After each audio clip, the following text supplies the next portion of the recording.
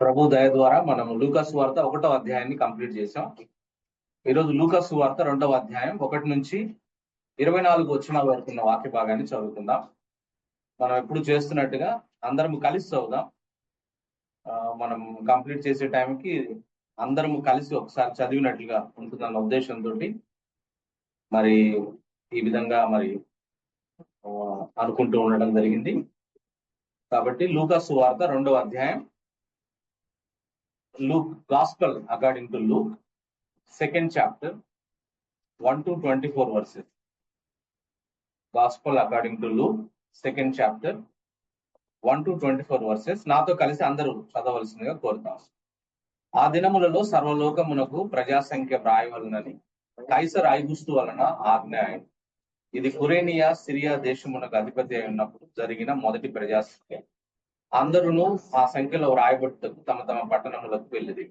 యోసేపు దావీదు వంశములోను గోత్రములోను పుట్టినవాడు కనుక తనకు భార్యగా ప్రదానము చేయబడి గర్భవతి అయి ఉండిన మరియతో కూడా ఆ సంఖ్యలో వ్రాయబడుటకు గలిలయలోని నజరేతు నుండి యూదయలోని బెత్లెహేము అనబడిన దావీదు ఊరికి వెళ్ళింది.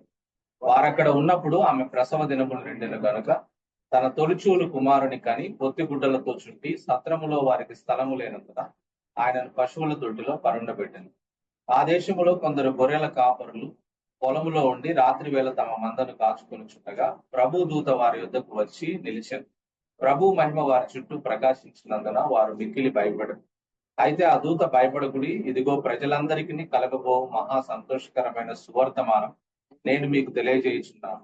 దావీదు పట్టణమందు నేడు రక్షకుడు మీ కొరకు పుట్టి ఉన్నాడు. ఈయన ప్రభు అయిన క్రీస్తు. దానికి ఇదే మీ కానవాలు. ఒక శిశువు పొత్తిగుడ్డలతో చుట్టబడి ఒక తొట్టిలో పండుకొని ఉండటం మీరు చూచెదరని వారితో చెప్పారు. వెంటనే పరలోక సైన్య సమూహం ఆ దూతతో కూడా నుండి సర్వోన్నతమైన స్థలముల్లో దేవునికి మహిమయు ఆయనకిష్టులైన మనుషులకు భూమి మీద సమాధానము కలుగునుగా కానీ దేవుని స్తోత్రం చేయొచ్చు. ఆ దూతలు తమ యుద్ధ నుండి పరలోకమునకు వెళ్ళిన తరువాత ఆ గొర్రెల కాపరులు జరిగిన ఈ కార్యమును ప్రభు మనకు తెలియజేయించి ఉన్నాడు. మనం బెత్లెహేం వరకు వెళ్లి చూతము రండి అని ఒకరితోనొకడు చెప్పుకొని త్వరగా వెళ్లి మరియను యోసేపును తొట్టిలో పండుకొని ఉన్న శిశువును చూచారు. వారు చూచి ఈ శిశువును గూర్చి తమతో చెప్పబడిన మాటలు ప్రచురం చేశారు. గొర్రెల కాపరులు తమతో చెప్పిన సంగతులను గూర్చి విన్న వారందరూ మిక్కిలి ఆశ్చర్యపడి అయితే మరియా ఆ మాటలన్నీ తన హృదయంలో తలపోసుకొని భద్రం చేసుకొని అంతటా ఆ గొర్రెల కాపరులు తమతో చెప్పబడినట్టుగా తాము విన్న వాటిని కన్న వాటిని అన్నిటిని గూర్చి దేవుని మహిమపరుచుతూ స్తోత్రము చేయించు తిరిగి వెళ్ళి ఆ శిశువుకు సున్నతి చేయవలసిన 8వ దినం వచ్చినప్పుడు గర్భమంద ఆయన పడక మునుపు దేవదూత చేత పెట్టబడిన యేసు అను పేరు వారు ఆయనకు పెట్టింది. మోషే ధర్మశాస్త్రం చొప్పున వారు తమను శుద్ధి చేసుకుని దినములు గడిచినప్పుడు ప్రతి తొలిచూలు మగపిల్ల ప్రభువునకు ప్రతిష్ఠ చేయబడవలను అని ప్రభువు ధర్మశాస్త్రం ముందు రాయబడినట్టు ఆయనను ప్రభువుకు ప్రతిష్ఠించుటకును ప్రభు ధర్మశాస్త్రం ముందు చెప్పబడినట్టు గువ్వల జతనైన 2 పావురపు పిల్లలనైనను బలిగా సమర్పించుటకును వారు ఆయన యెరూషలేము తీసుకొని పోయేది. చాలు. ఈ చదువుకున్న వాక్య భాగంలో మనం చూసినట్లయితే యేసు ప్రభు వారి జననం గురించి రాయబడింది, బర్త్ ఆఫ్ జీసస్ క్రైస్ట్. ఆ తర్వాత దేవుడు మానవుడిగా ఈ లోకంలో జన్మించాడనే గొప్ప శుభవార్త మరి గొర్రెల కాపరులకు అందించడం, వారు ఆ సందేశం అందుకొని పొత్తిగుడ్డలలోని దేవుణ్ణి దర్శించి ఆ విషయాలను ఇతరులకు ప్రచురం చేయడం, ఆ విషయాలు విన్న వారందరూ ఆశ్చర్యపోవడం, మరియమ్మ ఆ మాటలన్నీ తన హృదయంలో తలపోసుకొని భద్రం చేసుకోవడం, 8వ రోజు యేసు ప్రభు వారికి సున్నతి చేసి యేసు అని ఆయనకు పేరు పెట్టడం, తర్వాత యేసు మరియమ్మకు ప్రథమ సంతానం, జ్యేష్ఠ సంతానం కాబట్టి ధర్మశాస్త్ర ప్రకారం ఆయన్ను ప్రతిష్ఠించడానికి యెరూషలేములోని దేవాలయమునకు యేసు ప్రభువును తీసుకొని రావడం జరిగింది. ఈ విషయాలన్నీ 24 వచనాల్లో రాయబడ్డాయి. వీటి నుండి మనము ఈరోజు కొన్ని పాఠాలను మనం నేర్చుకోవడానికి ప్రయత్నం చేద్దాం.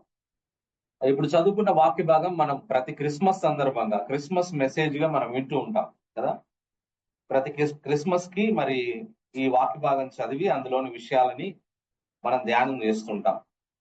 ఎందుకంటే we have a Christmas story in this chapter. ఈ చదువుకున్న వాక్య భాగంలో లూకా సువార్త 2వ అధ్యాయంలో క్రిస్మస్ స్టోరీ ఉంది. What is Christmas story? అసలు క్రిస్మస్ స్టోరీ అంటే ఏంటి అంటే God entered in to the world. దేవుడే మానవుడిగా ఈ భూమి మీద మరి వచ్చాడు, భూమికి వచ్చాడు. బార్న్ ఆఫ్ ఏ వర్జిన్, కన్యకు పుట్టాడు. లైడ్ ఇన్ ఎ మ్యాంజర్, ఒక పశువుల తొట్టిలో పడుకోబెట్టబడ్డాడు. వర్షిప్డ్ బై ఏ స్ట్రేంజర్స్, అంటే మరి క్రొత్త వ్యక్తుల చేత, కాపర్ల చేత, గొర్రెల కాపర్ల చేత ఆరాధించబడ్డాడు. He grew up to lay down his life, ఆయన ప్రాణం పెట్టడానికి పెరిగి పెద్దవాడయ్యాడు. He went from cradle to cross, మరి ఆయన ఉయ్యాల నుంచి మరి సిలువకు వెళ్ళాడు.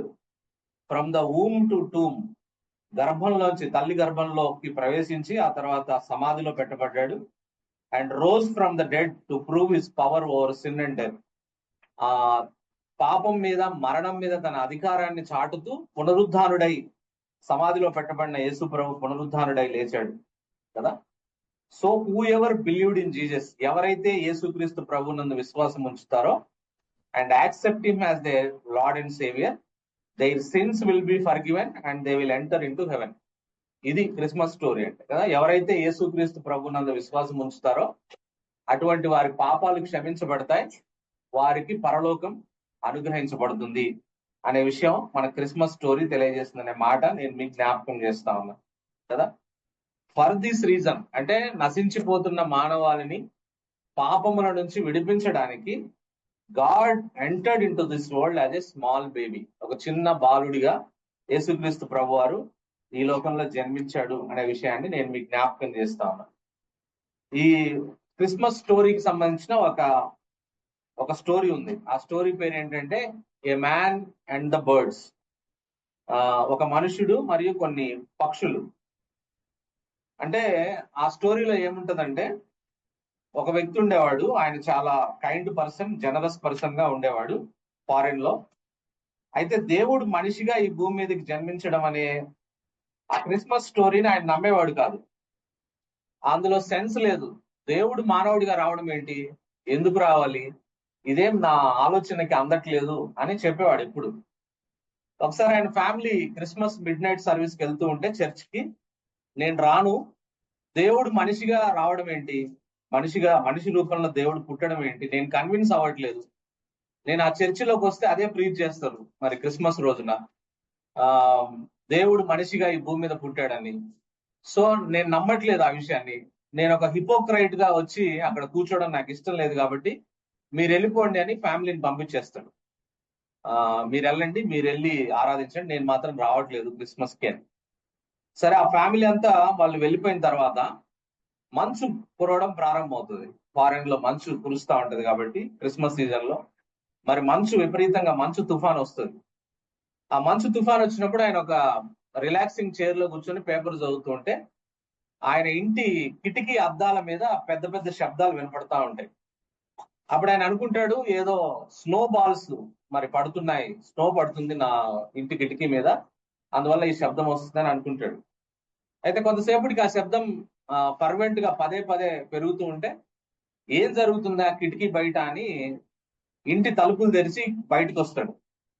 బయటకు వచ్చి చూసినప్పుడు కొన్ని పక్షులు, చిన్న చిన్న పక్షులు, మరి ఆ మంచు తుఫాను విపరీతంగా పెరుగుతూ ఉంటే చిన్న చిన్న బర్డ్స్ ఆ తుఫాన్ లోంచి తమ ప్రాణాలు కాపాడుకోవడానికి అద్దంలోంచి లోపల లైట్ ఉంటది, ఇంటి లోపల లైట్ ఉంటది కాబట్టి ఇక్కడికి వెళ్ళి మేము తలదాచుకుంటే ఈ తుఫాన్ నుంచి ప్రాణాలు కాపాడబడతాయని, అద్దం ఉందనే విషయం తెలియక, వాటికి పక్షులకు అద్దం సంగతి తెలియక అవి వచ్చి నేరుగా కొట్టేస్తున్నాయి ఆ అద్దాన్ని. కొడుతూ ఉంటే ఆయనకు పాపం అనిపించింది, అరే ఈ చిన్న పక్షులు ఈ అద్దంలోంచి లోపలికి రావడానికి ప్రయత్నం చేస్తున్నాయి, ఈ బయటే ఉంటే చచ్చిపోతాయి ఈ మంచు తుఫాన్కి అని చెప్పి ఆయన ఏం చేస్తారంటే వెంటనే ఆ ఇంటి పక్కన ఒక బర్న్ ఉంటది, ఒక షెడ్ లాగా ఉంటే ఆ షెడ్ లో వామ్ గా ఉంటది. సో ఆ షెడ్ డోర్ ఓపెన్ చేస్తాడు, ఓపెన్ చేసి ఒక లైట్ వేస్తాడు, లోపల లైట్ వేసి ఆ పక్షులని చెప్తా ఉంటాడు, ఆ పక్షులకి డైరెక్షన్ ఇస్తా ఉంటాడు, ఈ బాన్లోకి వెళ్ళిపోతే మీరు కాపాడబడతారు అని అంటుంటే ఆ పక్షులకు అర్థం కాదు కదా. పక్షులకు అర్థం కాకుండా మరి అవి బయటే కొట్టుకుంటా ఉంటాయి. వెంటనే ఒక ఆలోచన వస్తుంది, పరిగెత్తుకొని లోపలికి పోయి చిన్న చిన్న బ్రెడ్ ముక్కలు తీసుకొని వచ్చి ఆ పక్షులు ఆ అద్దం దగ్గర మరి లోపలికి రావడానికి ప్రవేశిస్తున్న అద్దం దగ్గర నుంచి ఆ బాన్ వరకు ఆ బ్రెడ్ ముక్కలు పరుచుకుంటా పోతాడు. అంటే ఆ బ్రెడ్ ముక్కల కోసమన్నా ఆ పక్షులు వచ్చి ఆ బాన్లోకి వెళ్ళిపోతాయేమో, ఆ షెడ్లోకి వెళ్ళిపోతాయేమో అని. అయినా కూడా వాటికి అర్థం కాదు. సరే, ఎంత ప్రయత్నించినా అర్థం కావట్లేదు, వాటిని పట్టుకొని తీసుకెళ్లి లోపల పెట్టాలని ప్రయత్నం చేస్తాడు. ఎలాగైనా వాటి ప్రాణాలు కాపాడాలి, ఎందుకంటే మంచు తుఫాన్లో ఉంటే ప్రాణాలు పోతాయి. అప్పుడు వాటిని పట్టుకోవడానికి పోతుంటే అవి భయపడతా ఉన్నాయి. అంటే మనిషి వచ్చి వాటిని పట్టుకోకపోతే వాటిని మేలు చేస్తున్నాడని అనిపించట్లా వాటికి. అవి భయపడిపోయి మరి అక్కడే కొట్టుకుంటా ఉన్నాయి. అప్పుడు అసలు ఏంటి వీళ్ళ పరిస్థితి అని అనుకున్నప్పుడు వెంటనే ఒక ఆలోచన వస్తుంది ఆయనకి. ఏం ఆలోచన వస్తుందంటే, నేను వాటికి మంచి చేయడానికి ప్రయత్నం చేస్తుంటే, వాటి ప్రాణాలు కాపాడడానికి ప్రయత్నిస్తుంటే వాటికి అర్థం కావట్లేదు కదా. నేను కూడా ఒక పక్షిని అయి ఉంటే, వాటి భాషలో నేను మాట్లాడుంటే, నేను వాటిని సురక్షితమైన స్థలానికి తీసుకుపోయేవాడిని కదా అనే ఆలోచన వస్తుంది. రాగానే చర్చి గంటలు మోగుతాయి. చర్చి గంటలు మోగగానే వెంటనే పశ్చాత్తాపం వస్తుంది. మోకాళ్ళ మీద ఉండి, అవును ప్రభువా, నువ్వు మానవుడిగా వచ్చావంటే నేను నమ్మట్లేదు కదా. నువ్వు మానవుడిగా ఎందుకు వచ్చావంటే మాకు అర్థం కాదు, మేము నశించిపోతున్నామని. పాపంలో, ఆ తుఫాన్లో ఆ పక్షులు నశించిపోతున్నాయని వాటికి అర్థం కావట్లా. నువ్వు గనక మనిషిగా వచ్చి మాకు మనిషిగా నువ్వు కమ్యూనికేట్ చేయకపోయింటే మాకు అర్థమయ్యేది కాదు, మేము పాపులం అనే విషయం, మా కొరకు నువ్వు చనిపోతున్నావు అనే విషయం, మాకు రక్షణ మార్గాన్ని సిద్ధపరిచే ఉన్నావు అనే విషయం మాకు అర్థమయ్యేది కాదని ఆ మోకాళ్ళ మీద ఉండి పశ్చాత్తాపంతో ఆ ఆ గంటల శబ్దాలు వింటూ, మరి యేసు ప్రభు నిజంగా మనిషిగా వచ్చాడని పాస్టర్లు చెప్తుంటే నేను నమ్మట్లేదు, కానీ నిజంగా యేసు ప్రభు మనల్ని రక్షించడానికే మన మానవ అవతారంలో మనిషిగా ఈ భూమి మీదకి వచ్చాడని ఆయన కన్విన్స్ అయ్యాడనే విషయాన్ని ఈ సందర్భంగా నేను మీకు జ్ఞాపకం చేస్తా ఉన్నా. కాబట్టి ఆ క్రిస్మస్ స్టోరీ అని అంటే ఏంటంటే అదే కదా. మరి యేసు ప్రభు మనుషులమైన మనల్ని రక్షించడానికి ఆయన మనవలే మానవుడిగా, దేవాతి దేవుడు మానవుడిగా మన మధ్యకు వచ్చాడు అనే విషయాన్ని ఈ సందర్భంగా నేను మీకు జ్ఞాపకం చేస్తాను.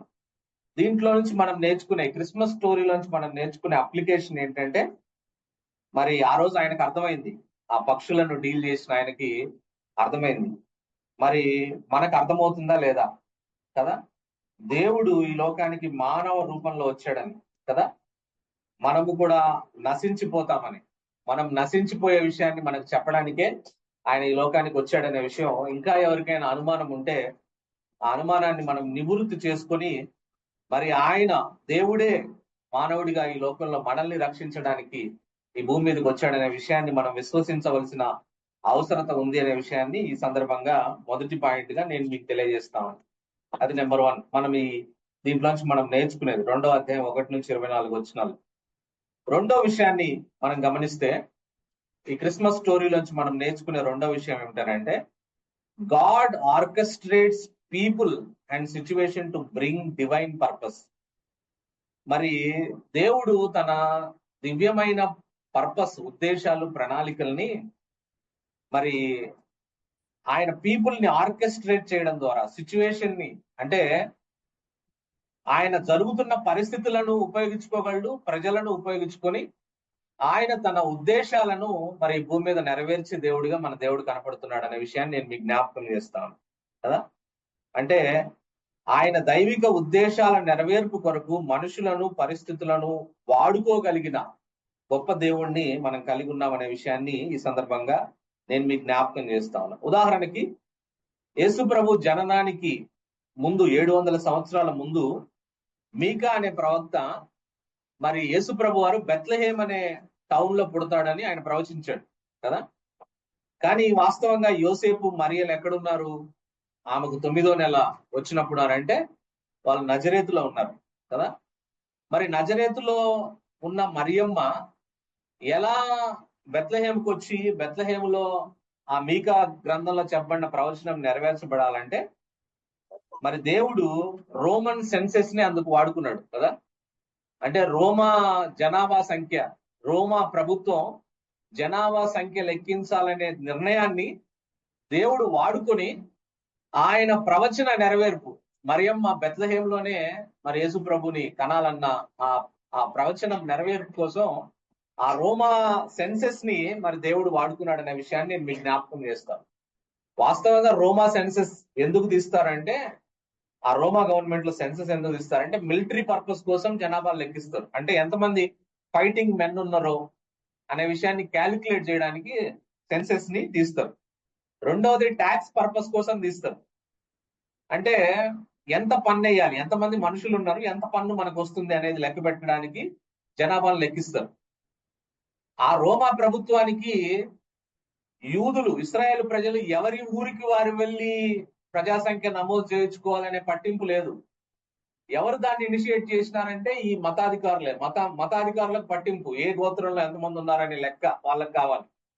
సో వాళ్ళు ఇన్ఫ్లుయెన్స్ పొజిషన్ లో ఉన్నారు కాబట్టి రోమా ప్రభుత్వం ప్రజాసంఖ్య తీయాలి, లేకుంటే సెన్సెస్ తీయాలని అంటే వీళ్ళు పోయి ఆ ప్రభుత్వాన్ని మీద ఒత్తిడి చేసి అట్లట్లా కాదండి, మా ఇశ్రాయేల్ ప్రజలకు సంబంధించి ఏ గ్రామానికి సంబంధించిన పూర్వీకులకు సంబంధించిన ఆ గ్రామానికి వెళ్ళాలి అని చెప్పి వాళ్ళు దాన్ని చిన్న అమెండ్మెంట్ చేసి మరి ఆ విధంగా మరి ఎవరి గ్రామానికి వాళ్ళని వెళ్ళిపోయి ఉండొచ్చు అని బైబిల్ పండితులు చెప్తారు కదా. మరి అట్లా రోమా సెన్సెస్ ని దేవుడు ఉపయోగించుకున్నాడు, యూదా మత పెద్దల్ని ఉపయోగించుకొని, అంటే సిచ్యువేషన్ ని ఉపయోగించుకున్నాడు దేవుడు, ఆ ప్రజాసంఖ్యను ఉపయోగించుకున్నాడు, మనుషుల్ని ఉపయోగించుకొని మరి 9వ నెలలో మరియమ్మని మరి ఆయన బెత్లెహేమ్ తీసుకొని వచ్చి బెత్లెహేములోనే యేసు ప్రభు పుట్టే విధంగా దేవుడు తన ఉద్దేశాలు నెరవేర్చుకున్నాడు అనే విషయాన్ని ఈ సందర్భంగా నేను మీకు జ్ఞాపకం చేస్తా ఉన్నాను కదా. Caesar may be ruling the Rome, but God is over ruling కదా. సీజర్ ఒకవేళ రోమా ప్రభుత్వాన్ని పరిపాలిస్తుండొచ్చు, కానీ సీజర్ ను పరిపాలించే ఆయన ఉన్నాడు దేవుడు. ఆయన అందరినీ అన్ని విషయాలను ఆర్కెస్ట్రేట్ చేస్తా ఉంటాడు, భూమి మీద అన్నిటిని నడిపిస్తా ఉంటాడు అనే విషయాన్ని ఈ సందర్భంగా నేను మీకు జ్ఞాపకం చేస్తా ఉన్నా. ఇది ఎప్పుడు మనం మర్చిపోకూడదు.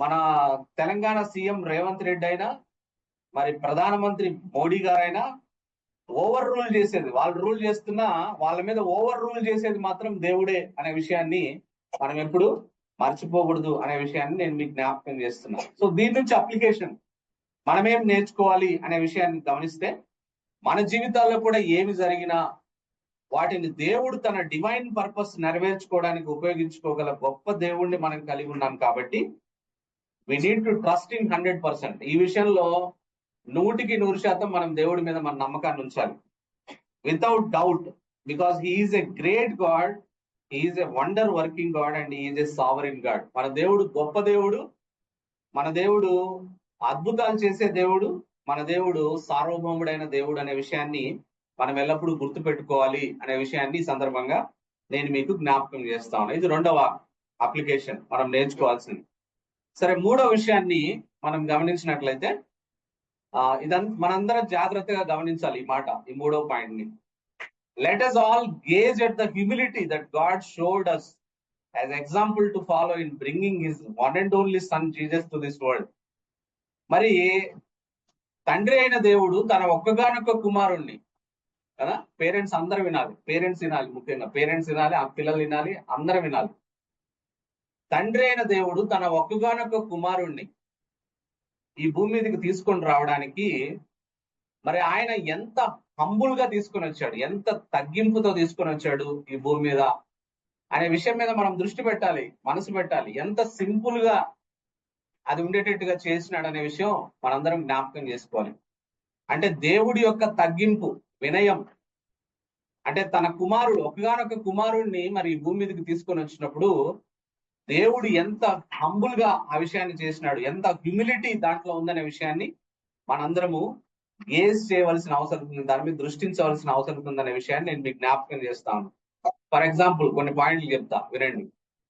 Instead of choosing big capital cities of those days, God chose little and obscure town Bethlehem కదా.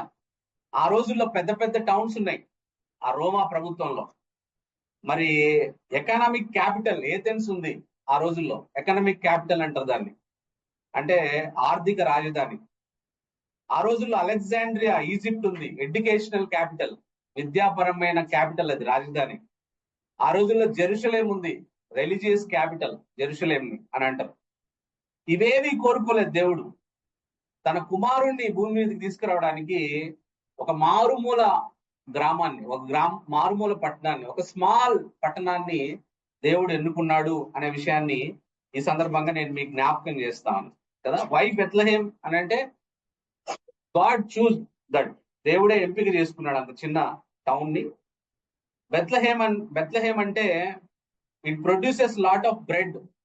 మరి బెత్లహేమ్ రొట్టెల ఇల్లు అని అంటారు కదా, మరి ఆ రొట్టెల ఇంటిలోంచే జీవాహారమైన బ్రెడ్ ఆఫ్ లైఫ్ ని దేవుడు తీసుకురావాలనే ప్రణాళిక బహుశా దేవుడికి ఉందేమో అనే విషయాన్ని ఈ సందర్భంగా నేను మీకు జ్ఞాపకం చేస్తున్నాను. This is number 1 point. Number 2 అనే విషయం మనం చూస్తే దేవుడు ఎంత హంబుల్ గా తన కుమారుణ్ణి ఈ భూమి మీదకి తీసుకొని వచ్చాడు అనే విషయాన్ని మనం చూస్తే, instead of choosing a royal palace and golden cradle for his son to be born in this world, God chosen a inn and a manger for his son to be born.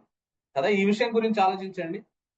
ఒక రాజ కుటుంబంలో యేసు ప్రభు వారు పుట్టి ఉంటే, మరి రాజ సౌధంలో ఒక palace లో పుట్టి ఉండేవాడు యేసు ప్రభు వారు, దేవుడు ఎంపిక చేసుకుని ఉంటే. లేదా ఒక బంగారు ఉయ్యాల్లో పుట్టేవాడు, మరి దేవుడు అనుకుంటే ఏమైనా చేయగలడు కదా. కానీ ఈ విషయం గురించి మనం ఆలోచించాలి, ముఖ్యంగా భర్తలు కదా. ఇక్కడున్న భర్తలు ఎవరు తమ భార్యలు పశువుల పాకలో ప్రసవించాలని కోరుకోరు కదా. ఏ భర్త కోరుకోడు అనుకుంటా నాతో కలిసి. నా భార్య పశువుల పాకలో ప్రసవించాలని నేను కోరుకోను. నాకు పుట్టిన బిడ్డలను పశువుల తొట్టిలో వేయాలని కూడా కోరుకోను. పశువుల తొట్టి అంటే వాసన వస్తుంది, కంపు కొడుతుంటది. పశువుల తొట్టి అంటే ఒక రాతితో తొలిచిన తొట్టి, ఆ తొట్టిలోనే గడ్డి వేస్తారు పశువులు తినడానికి. ఆ తొట్టిలోనే కుడితి పోస్తారు. కుడితి అంటే ఇళ్లలోంచి సేకరించిన ఆ వేస్ట్ వాటర్ అంతా తీసుకొని వచ్చి దాంట్లో పోస్తారు. దాంట్లో పుట్టడానికి దేవుడు అనుమతించిండు కదా. అంటే ఎంత హ్యూమిలిటీ ఉంది, ఎంత హంబుల్నెస్ ఉంది అని దాంట్లో అనే విషయాన్ని మనం జ్ఞాపకం చేసుకోవాలి కదా. స్త్రీలు కూడా తమ ప్రసవం ఎక్కడ కావాలని కోరుకుంటారు. హైదరాబాద్ లో అయితే ఏ Cloud9 లోనో ఏ ఫెర్నాండేజ్ లోనో ప్రసవించాలని కోరుకుంటారు ఇక్కడున్న స్త్రీలందరూ కదా. మరి ప్లాన్ చేస్తారు ఆ విధంగా తమ స్తోమతను బట్టి. బంజారా హిల్స్ హాస్పిటలా, లేకపోతే మరి అట్లీస్ట్ అమీర్పేట హాస్పిటల్ అని, యశోద హాస్పిటల్, రెయిన్బో హాస్పిటల్ అని మరి ప్లాన్ చేస్తారు కదా. బట్ దేవుడికి ఉన్న దాంట్లో కూడా మళ్ళీ రేంజ్లు ఉంటాయి. ప్లాన్ ఏ, ప్లాన్ బి అంటే 3 లక్షలది డెలివరీ ప్రాజెక్ట్ ప్లాన్ ఒకటి, 2 లక్షలది ఒకటి, ₹1,00,000 ఒకటి, ఇట్లా కదా. అయితే దేవుడు ఒక ప్లానే చూస్ చేసుకున్నాడు తన కుమారుడు ఈ భూమి మీదకి రావడానికి. He chose a humble birth plan. యేసు ప్రభు వారు తండ్రి అయిన దేవుడు తన కుమారుడిని భూమి మీదకి తీసుకురావడానికి హెచ్బిబి ప్లాన్ ని వాడుకున్నాడు. హెచ్బిబి ప్లాన్ అంటే హంబుల్ బర్త్ ప్లాన్ ని ఆయన ఎంపిక చేసుకున్నాడు అనే విషయాన్ని సందర్భంగా నేను మీకు జ్ఞాపకం చేస్తా ఉన్నా. అంటే ఎంత హ్యూమిలిటీని దేవుడు చూపిస్తాను, అంతకంటే ఇంకా తగ్గింపు లేదు ఇక అనే విధంగా దేవుడు మరి తన కుమారుడిని భూమి మీదకి తీసుకురావడానికి ఆ హ్యూమిలిటీని చూపించినాడు అనే విషయాన్ని నేను మీకు జ్ఞాపకం చేస్తున్నా. మూడవది చూస్తే, instead of choosing elite people to share the great message of his son's birth in this world, God chose shepherds అనే విషయాన్ని నేను మీకు జ్ఞాపకం చేస్తాను. తన కుమారుణ్ణి భూమి మీద పుట్టించిన తర్వాత దేవుడే మానవుడిగా ఈ భూమి మీదకి వచ్చాడనే గొప్ప సందేశాన్ని ఇవ్వడానికి ఒక చదువుకున్న వాళ్ళని వాడుకోలే దేవుడు. రోమా గవర్నమెంట్ లో పెద్ద బ్యూరోక్రాట్స్ ని, గొప్ప అధికారులను దేవుడు వాడుకోలే. ఆ రోజుల్లో షెపర్డ్స్ అంటే వాళ్ళ సోషల్ ల్యాడర్ లో కింద ఉంటారు. ఆ సామాజిక నిచ్చెనల్లో ఆ రోజు పశువుల కాపర్లు అంటే కింద లీస్ట్ లో ఉండేవాళ్ళు. వాళ్ళని ఎన్నుకున్నాడు దేవుడు. వాళ్ళకు చెప్పిండు ఆ మెసేజ్ ని, నా కుమారుడు ఈ భూమి మీద మానవుడిగా పుట్టినాడు అనే సందేశాన్ని వాళ్ళకి ఇచ్చిండు దేవుడు. వాళ్ళు మొట్టమొదటి తన కుమారుడిని ఆరాధించాలని కోరుకున్నాడు. మొట్టమొదట యేసు ప్రభువుని, దేవుడు మానవుడిగా ఈ భూమి మీదకి వస్తే మొట్టమొదట యేసు ప్రభువుని ఆరాధించింది ఎవరనంటే గొర్రెల కాపర్లే. అంటే ఆ సోషల్ ల్యాడర్ లో కింద ఉన్న వాళ్ళని దేవుడు ఎంపిక చేసుకుని వాళ్ళకు దేవదూతల ద్వారా సమాచారం పంపి వాళ్ళు వచ్చి ఆయన్ని ఆరాధించాలని చెప్పి దేవుడు ప్లాన్ చేసుకున్నాడు కదా. దేవుడు ప్లాన్ చేయాలంటే మరి ప్రతి ప్లాన్ లో తగ్గింపే, ఎక్కడ పుట్టాలనే విషయంలో తగ్గింపే, పశువుల పాకలో పుట్టే విషయంలో తగ్గింపే, ఆ సమాచారాన్ని ఎవరికి ఇవ్వాలనే విషయంలో కూడా దేవుడు తగ్గింపుని మనకు చూపించిండు అనే విషయాన్ని ఈ సందర్భంగా నేను మీకు జ్ఞాపకం చేస్తాను. ఒక కింగ్ వస్తున్నాడంటే వాస్తవంగా ఆ కింగ్ వెనక రాయల్ డిగ్నిటరీస్ ఉంటారు. ముందు ఉంటారు, వెనక ఉంటారు. ఒక కింగ్ ఒక రాజు వస్తున్నాడంటే షెపర్డ్స్ ని దగ్గరికి కూడా రానిరు. ఒకవేళ షెపర్డ్స్ లో కలిసేది ఏమైనా ప్రోగ్రామ్ ఉంటే ఆ షెపర్డ్స్ కి స్నానం చేయించి వాళ్ళకి మంచి బట్టలు వేసి సెంటు కొట్టి మరి తీసుకొని వస్తారు ఆ కింగ్ దగ్గరికి కదా. అట్లాంటి ఏం చేయలే దేవుడు. అట్లాంటి ఏం చేయకుండా గొర్రెల కాపర్లకి నేరుగా సమాచారం అందిస్తే వాళ్ళు వెళ్ళి ఆయన్ను ఆరాధించినట్టుగా మనం చూస్తామనే విషయాన్ని ఈ సందర్భంగా నేను మీకు జ్ఞాపకం చేస్తా ఉన్నా. బహుశా ఎందుకు గొర్రెల కాపర్లనే ఎంచుకున్నాడంటే ఆ యెరూషలేముకి బెత్లెహేము కూతవేటు దూరంలో ఉంటది, తక్కువ డిస్టెన్స్ లో ఉంటది, బహుశా 3 మైల్స్ డిస్టెన్స్ లో ఉంటది. అంటే యెరూషలేములో సాక్రిఫైజెస్ కోసం ఈ గొర్రెల కాపరులు గొర్రెలు పెంచుతా ఉంటారు. అంటే ఇక్కడ వీళ్ళు గొర్రెలు పెంచి అమ్ముతే ఆ గొర్రెలు తీసుకొని పోయి యెరూషలేములో బలి అర్పిస్తారు. కాబట్టి ఈ గొర్రెల కాపర్లకి దేవుడు బహుశా నిజమైన గొర్రెలు లోక పాపములు మోసుకొని పోయే దేవుని గొర్రె పిల్లని చూపించాడేమో కదా. మీరు ఇప్పుడు దాకా సాక్రిఫైజెస్ కి గొర్రెలు అమ్ముతా ఉన్నారు కదా, ఇక ఈ గొర్రెలు అమ్మాల్సిన పని లేదు. వచ్చిండు నా కుమారుడు నీ లోకానికి పంపిస్తున్నా, ఆయన ఒక సాక్రిఫైస్ లాగా బలి అర్పించబడబోతా ఉన్నాడు. ఆయనే నిజమైన లోక పాపములు మోసుకొని పోయే దేవుని గొర్రెపిల్ల అని చెప్పడానికి మరి వాళ్ళని ఎంపిక చేసుకున్నాడేమో మనకు తెలియదు అనే విషయాన్ని సందర్భంగా నేను మీకు జ్ఞాపకం చేస్తాను. 4వ విషయాన్ని చూస్తే, ఆయన బర్త్లో ఉన్న 4వ హంబుల్నెస్, 4వ విషయాన్ని చూస్తే, మరి God did not choose a rich family. ఒక ధనవంతుడైన కుటుంబాన్ని దేవుడు ఎంపిక చేసుకోలేదు, కానీ ఒక పేద కుటుంబాన్ని యేసు ప్రభు పుట్టడానికి ఆయన ఎంపిక చేసుకున్నాడు కదా. ఎందుకు ఎలా చెప్తామనంటే, మరి మరి ఆ శుద్ధీకరణ ఆచరణ ప్రకారం మరి ఒక కుటుంబము 40 రోజుల తర్వాత, అంటే ఒక తల్లి ప్రసవించిన తర్వాత మగబిడ్డని 40 రోజుల తర్వాత ఆమె దేవాలయానికి వెళ్ళి శుద్ధి చేసుకోవాలంటే ఆమె గొర్రె పిల్లని అర్పించాలి. గొర్రె పిల్లని అర్పించలేని వాళ్ళు బర్డ్స్ తీసుకొని వస్తారు. అంటే గొర్రె పిల్లను కొనే స్తోమత లేని వాళ్ళు బర్డ్స్ తీసుకొని వచ్చి ఆ శుద్ధీకరణ ఆచార ప్రకారం మరి వాళ్ళు మరి శుద్ధి చేయబడతారు డెలివరీ అయిన తర్వాత 40 రోజుల తర్వాత. మరియమ్మ ఏం తీసుకొని వచ్చింది అని అంటే బర్డ్స్ తీసుకొని వచ్చింది. ఎందుకంటే గొర్రె పిల్లని కొనే స్తోమత లేదు ఆమెకి. ఎంత పేద కుటుంబాన్ని దేవుడు ఎంపిక చేసుకున్నాడు చూడండి తన కుమారుడిని భూమి మీదకి పంపించడానికి. ఎంత పూర్ కుటుంబాన్ని, అంటే గొర్రె పిల్లను కొనలేని పక్షులను మాత్రమే తెచ్చి దేవునికి బలిగా అర్పించగలిగే ఒక పేద కుటుంబాన్ని తన కుమారుణ్ణి ఈ లోకానికి పంపించడానికి దేవుడు ఎంపిక చేసుకున్నాడు అనే విషయాన్ని ఈ సందర్భంగా నేను మీకు జ్ఞాపకం చేస్తా ఉన్నా కదా. అంత మాత్రమే కాదు, యేసు ప్రభు పుట్టినప్పుడు మరి ఈ లోకంలో ఒక మూల హడావుడి లేకుండా కదా, ఒక ముఖ్యమంత్రి దారిలో పోతున్నాడంటే ఒక పెద్ద హడావుడి, ట్రాఫిక్ అంతా ఆపేసి ముందు సైరన్ మోగుతూ మరి ఆ దారిలో పోతున్నాడు అనే విషయం, ఒక విఐపి దారిలో పోతున్నాడు అనే విషయం అందరికీ తెలియజేస్తారు.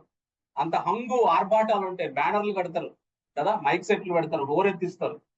కానీ తన కుమారుణ్ణి భూమి మీదకి పంపించేటప్పుడు ఏ హంగు ఆర్భాటం లేకుండా ఒక సింపుల్ గా ఒక మారుమూల పట్టణంలో తన కుమారుడు పుట్టే విధంగా దేవుడు ప్లాన్ చేశాడు అనే విషయాన్ని ఈ సందర్భంగా నేను మీకు జ్ఞాపకం చేస్తా ఉన్నా కదా.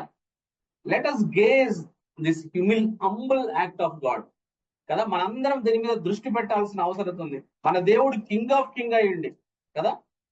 ఆ 50వ కీర్తన 10వ వచనంలో అంటాడు, 1000 కొండల మీద పశువులన్నీ నావే కదా అంటున్నాడు దేవుడు. ఈ భూమి మీద ఉన్న సమస్తం ఆయనదే కదా కదా. ఆయన రాజులకు రాజు కదా, ప్రభువులకు ప్రభు కదా. మరి అందరికన్నా గ్రేట్ విజ్డమ్ ఉంది కదా, ఆయన అందరికన్నా గొప్పగా ప్లాన్లు వేయించగలడు కదా కదా. అటువంటి ఆయన మరి తన ఏకైక కుమారుడి బర్త్ కోసం మరి బర్త్ ని, లైఫ్ ని, డెత్ ని ఎంత హంబుల్ గా ప్లాన్ చేశాడు, ఎంత సింపుల్ గా ప్లాన్ చేశాడు కదా, ఎంత కామన్ గా ఆయన ప్లాన్ చేశాడు కదా. గొప్పగా గ్రాండ్ గా కూడా చేయొచ్చు, రిచ్ గా ప్లాన్ చేయొచ్చు కదా. కానీ మనమేమో దేవునితో పోలిస్తే మనం దేనికి పనికిరాం కదా. కానీ మనమేమో మన ఈవెంట్లన్నీ గ్రాండ్ గా జరగాలి కదా. ఎంతో గ్రాండ్ గా ప్లాన్ చేస్తాం. మనం కట్టుకునే బట్టలు గ్రాండ్ గా ఉండాలి, మనం కట్టే ఇల్లు గ్రాండ్ గా ఉండాలి, మనం చేసే సెలబ్రేషన్లు గ్రాండ్ గా ఉండాలి. బట్ దేవుడు ఎంపిక చేసుకున్న విషయం ఏమిటంటే ఒక సింపుల్ కదా. ఆయన పుట్టడానికి ఇల్లు లేదు, ఆయన చచ్చిపోయిన తర్వాత పెట్టడానికి ఆయనకు సమాధి లేదు. వేరే వాళ్ళ సమాధిని అరువు తీసుకుని ఆ సమాధిలో మరి ఆయన శవాన్ని పెట్టారనే విషయాన్ని ఈ సందర్భంగా నేను మీకు జ్ఞాపకం చేస్తా ఉన్నా కదా. సింపుల్ లైఫ్ జీవిద్దాం మనం కదా. మనం వేసుకునే బట్టలు కానీ, మనం జీవించే జీవన విధానం కానీ, మనం చేసే సెలబ్రేషన్లు కానీ ఏవైనా let us keep it as simple as possible ఎంత సాధ్యమైతే అంత సామాన్యంగా ఉండేటట్టుగా, ఎంత హంబుల్ గా అవసరమైతే అంత హంబుల్ గా ఉండేటట్టుగా మనం ప్లాన్ చేసుకోవాల్సిన అవసరం ఉంది క్రైస్తవులుగా అనే విషయాన్ని ఈ సందర్భంగా నేను మీకు జ్ఞాపకం చేస్తున్నా. This is the third point that I want to share with you. 4వ విషయాన్ని మనం చూస్తే యేసు ప్రభు వారి ఈ 24 వచనాల్లో, లూకా సువార్త 2వ అధ్యాయం 1 నుంచి 24 వచనాల్లో ఉన్న 4వ పాయింట్ ని మనం చూస్తే, Jesus came to this world not to abolish the law but to fulfil it కదా. మరి నేను ధర్మశాస్త్రాన్ని కొట్టివేయడానికి కాదు కానీ ధర్మశాస్త్రాన్ని నెరవేర్చడానికి వచ్చానని మత్తయి సువార్త 5వ అధ్యాయంలో 17 నుంచి 18 వచనాల్లో దేవుడు అంటాడు కదా. ఎస్, జీసస్ మరి ధర్మశాస్త్రంలో అంటే ఇశ్రాయేలు ప్రజలు అబ్రహాముతో దేవుడు నిబంధన చేసి ఏం చెప్పాడంటే, నీ వంశంలో పుట్టిన మగపిల్లలందరికీ 8వ రోజున సున్నతి చేయాలి అని చెప్పాడు. అదే విషయాన్ని మరలా మోషే ధర్మశాస్త్రంలో దేవుడు రాసి పెట్టాడు. మరి యేసు ప్రభు ఈ భూమి మీద పుట్టిన తర్వాత 8వ రోజున ఆయన సున్నతి పొందినట్టుగా చూస్తాం. ఎందుకు 8వ రోజు అంటే, మెడికల్ సైన్స్ చెప్పేది ఏమిటనంటే 1 నుంచి 7 రోజుల వరకు బ్లడ్ క్లాటింగ్, మనము 8th day blood clotting rate హైగా ఉంటదంట. 1 నుంచి 7వ రోజు మరి బ్లడ్ క్లాటింగ్ రేటు మరి తక్కువ ఉంటది. 9వ రోజు కూడా బ్లడ్ క్లాటింగ్ రేట్ తక్కువ ఉంటది. అంటే రక్తం గడ్డగట్టేది 1 నుంచి 7 రోజుల వరకు రక్తం త్వరగా గడ్డగట్టదు. 9వ రోజు కూడా రక్తం త్వరగా గడ్డగట్టదు. కానీ 8వ రోజు మాత్రం మెడికల్ సైన్స్ చెప్పేది ఏంటంటే రక్తం త్వరగా గడ్డగడుతుంది 8వ రోజు. అందువల్లే దేవుడు అనంత జ్ఞాని కాబట్టి ఆయన 8వ రోజున సున్నతి చేయాలని చెప్పి ఆయన ధర్మశాస్త్రంలో రాయించి పెట్టాడు. అబ్రహాముతో ఆయన నిబంధన చేసినప్పుడు చెప్పాడు. కాబట్టి దాని ప్రకారం ఆయన ధర్మశాస్త్రాన్ని గౌరవించి యేసు ప్రభు వారు మరి చిన్నప్పుడే మరి ఆయన తల్లిదండ్రులు 8వ రోజున యేసు ప్రభు వారికి సున్నతి చేశాడు. ఎందుకంటే because he was a Israel boy, ఆయన ఇజ్రాయెల్ బాలుడిగా జన్మించాడు కాబట్టి. ఆ తర్వాత మనం చూస్తే ఆయనకు పేరు కూడా 8వ రోజే పేరు పెడతారు. బాప్తిస్మిత్ యోహాను విషయంలో కూడా చూసినాం, సున్నతి చేసి ఆయనకు పేరు పెట్టిండు బాప్తిస్మిత్ యోహాను. ఇక్కడ కూడా యేసు ప్రభు వారికి 8వ రోజు సున్నతి చేసి అక్కడ ఆయనకి యేసు అని దేవదూత ఏ పేరైతే రివీల్ చేశారో ఆ పేరు పెట్టడం జరిగిందనే విషయాన్ని ఈ సందర్భంగా నేను మీకు జ్ఞాపకం చేస్తాను. ఆ తర్వాత 40 రోజుల తర్వాత యేసు ప్రభు వారిని దేవాలయానికి తీసుకొని వచ్చారు మరియమ్మ యోసేపు. ఎందుకు తీసుకొని వచ్చారంటే 2 రీజన్స్. 40 రోజుల తర్వాత to complete Mary's ritual purification after child birth కదా. మరియమ్మ పుట్టిన తర్వాత, అంటే మరియమ్మకి యేసు ప్రభు పుట్టిన తర్వాత 40 రోజుల తర్వాత మరి ఆమె మరి పవిత్రపరచబడాలి, ప్యూరిఫికేషన్ చేయబడాలి. ఆ ఇశ్రాయేల్లో ఉన్న స్త్రీలు మరి మగపిల్లవాడిని కన్న తర్వాత అది ధర్మశాస్త్రం చెప్తా ఉంది. ఆ ధర్మశాస్త్రం ప్రకారం ఆమె రావడం జరిగిందనే విషయాన్ని నేను మీకు జ్ఞాపకం చేస్తున్నా. ఆ తర్వాత రెండోది అంటూ perform the redemption of first born. మరి యేసు ప్రభు వారు మరియమ్మకు ప్రథమ సంతానం కాబట్టి, ప్రథమ సంతానం అంతా నాదే అని దేవుడు చెప్పాడు కాబట్టి, మరి దేవుడు ధర్మశాస్త్రంలో ఏం చెప్పాడంటే, మీకు పుట్టే ప్రథమ సంతానం నాది కాబట్టి మీరు మందిరానికి తీసుకుని వచ్చి ప్రతిష్ఠించాలి, అతన్ని విమోచించాలి. అంటే ప్రథమ సంతానాన్ని 5 వెండి 5 షెకెల్స్ ఆఫ్ సిల్వర్ ని ఇచ్చి మరి ప్రథమ సంతానాన్ని మరి విమోచించాలి. ఎందుకంటే ప్రథమ సంతానం దేవుడిదే. దేవుడు చెప్పాడు జ్యేష్ఠ సంతానం నాది అని. యేసు ప్రభు వారు మరియమ్మకు జ్యేష్ఠ సంతానం కాబట్టి మరి ఆయనను రిడెంప్షన్ చేయడానికి, రిడెంప్షన్ ఆఫ్ ఫస్ట్ బాండ్ ని, మరి జ్యేష్ఠ సంతానాన్ని విమోచించడానికి మరి ఆమె మరి తీసుకొని వచ్చింది అనే విషయాన్ని సందర్భంగా నేను మీకు జ్ఞాపకం చేస్తాను. అంత మాత్రమే కాదు, అన్నిటికంటే ఎక్కువగా ధర్మశాస్త్రాన్ని ఏ విధంగా నెరవేర్చాడు మరి యేసు ప్రభు వారు అని అంటే, రక్తము చిందించకుండా పాపక్షమాపణ లేదు కాబట్టి కదా.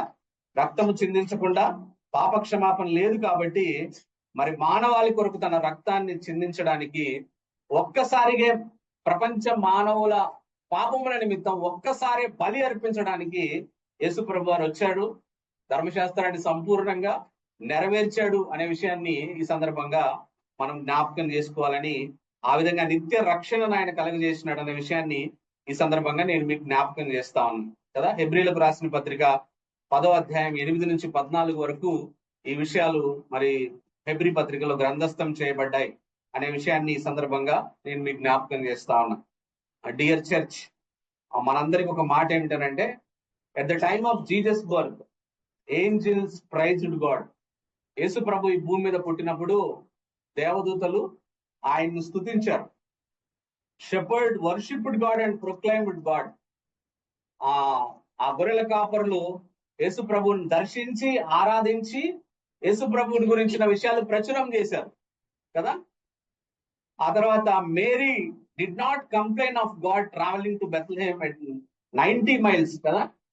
సాధారణంగా మరి ఆ ఉండే నజరేతు నుంచి బెత్లెహేమ్కి ఎంత జర్నీ అని అంటే 90 మైళ్ళ జర్నీ. 90 మైళ్ళ జర్నీ 9వ నెలలో మరి మేరీ చేసి అక్కడికి వచ్చిన తర్వాత పశువుల సత్రంలో మరి ఉంటే ఆమె ఏం కంప్లైంట్ చేసినట్టుగా మరి ఎక్కడ మనకు రాయబడలేదు కదా. నువ్వు కనీసం ముందే ఫోన్ చేయొచ్చు కదా కదా. ఈ రోజుల్లో మనం వినే మాటలు, నువ్వు ముందే అపాయింట్మెంట్ తీసుకోవచ్చు కదా కదా, ముందే రావచ్చు కదా, ఈ సంగతి నీకు ముందు తెలీదా, నన్ను తీసుకొని వచ్చి ఇక్కడ పడేసిను, ఈ పశువుల కొట్టంలోనా నేను కనేది, ఈ పశువుల ఈ తొట్టిలోనా నా బిడ్డను పడుకోబెట్టాలి అని ఈ రోజుల్లో వింటాం కదా మనం మాటలు. కానీ మరియమ్మ ఆ జర్నీ విషయం కానీ ఏ విషయం కానీ ఆమె కంప్లైంట్ చేయాల.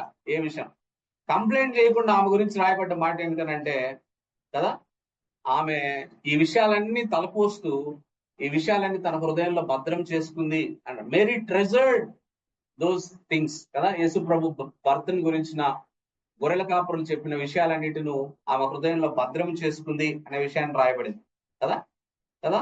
అంటే ఏంజిల్స్ దేవుణ్ణి స్తుతించారు, షెపర్డ్స్ ఏమో దేవుణ్ణి ఆరాధించారు, ఆయన గురించి ప్రచురం చేశారు. మేరీ ఏమో కంప్లైనింగ్ గ్రంబుల్నెస్ లేకుండా ఈ విషయాలని తన హృదయంలో భద్రం చేసుకుంది.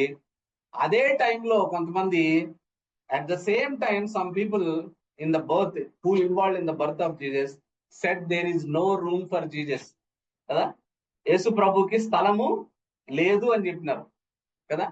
ఈ రోజుల్లో కూడా మరి చాలా మందికి హృదయంలో యేసు ప్రభు తమ హృదయంలోనికి రావడానికి ప్రయత్నిస్తుంటే మా హృదయంలో స్థలం లేదని చెప్తున్నారు కదా. ఆ రోజు ఆయనకి సత్రంలో స్థలం లేదు, ఈ రోజుల్లో చాలా మంది తమ హృదయాల్లో స్థలం ఇవ్వట్లే యేసు ప్రభు వారికి కదా. ఎందుకంటే ఆ హృదయం నిండి ఉంది దేంతోనో, వాళ్ళకి సంబంధించిన ఏ విషయాలతోనో మరి నిండి ఉంది, హృదయంలో ఖాళీ లేదు, సత్రంలో ఖాళీ లేదని యేసు ప్రభుకి చెప్పినట్టుగా ఈరోజు చాలా మంది తమ హృదయంలో ఖాళీ లేదని చెప్తా ఉన్నారు కదా. ప్రియ దేవుని బిడ్డ, ఇంకా యేసు ప్రభుని నీ హృదయంలోనికి రానియడానికి ఖాళీ లేదని చెప్తా ఉన్నావేమో కదా. నా హృదయంలో ఖాళీ లేదని చెప్తా ఉన్నావేమో. ఆయన నీ కోసం నా కోసం కొన్ని కోట్ల మైళ్ళు ప్రయాణం చేసి వచ్చిండు. పరలోకంలోంచి భూమి మీదకి ఎంత డిస్టెన్స్ అంటే కొలవలేదు. కొన్ని కోట్ల మైళ్ళు ఆయన ప్రయాణం చేసి కదా ఇమాన్యుయల్ గా మనతో ఉండడానికి, మన హృదయంలో ఉండడానికి ఆయన ఈ భూమి మీదకి వచ్చిండు. ఇంకా మనం ఆయనకి మన హృదయంలో చోటు లేదని చెప్తా ఉంటే ఈ రోజు రాత్రి నువ్వు ఆలోచించాల్సిన అవసరం ఉంది కదా. Is it right to say that there is no place in your heart for lord Jesus Christ? యేసు ప్రభుకి నీ హృదయంలో స్థానం లేదని ఎంతకాలం చెప్తావు ఇంకా కదా. ఆయన నీతో ఉండాలండి, నీ హృదయంలోకి రావాలని చెప్పి ఆయన మరి కోరుతా ఉన్నాడు. Remove the garbage from your heart and invite Jesus in to your heart. నీ హృదయంలో ఉన్న ఆ గార్బేజ్ యేసు ప్రభుతో పోలిస్తే ఏదైనా ఉండని నీ హృదయంలో, గొప్ప లక్ష్యం ఉండి లేకుంటే ఒక మంచి పనులు చేయాలని ఉండి ఏదైనా ఉండని, యేసు ప్రభు రావడంతో పోలిస్తే అది గార్బేజే నీ హృదయంలో ఏమున్నా. So let us invite Jesus Christ in to our hearts. మన హృదయాల్లోనికి యేసు ప్రభుని మనం ఆహ్వానిద్దాం. ఏంజల్స్ లాగా మనం దేవుణ్ణి స్తుతిద్దాం, గొర్రెల కాపర్లాగా మన దేవుణ్ణి ఆరాధిద్దాం, ఆయన వచ్చిన వార్తని మనం చాటుదాం. ఈ విషయాలను మరియమ్మలాగా మన హృదయంలో భద్రం చేసుకుందాం. దేవుడి మాటలు దీవించుగాక.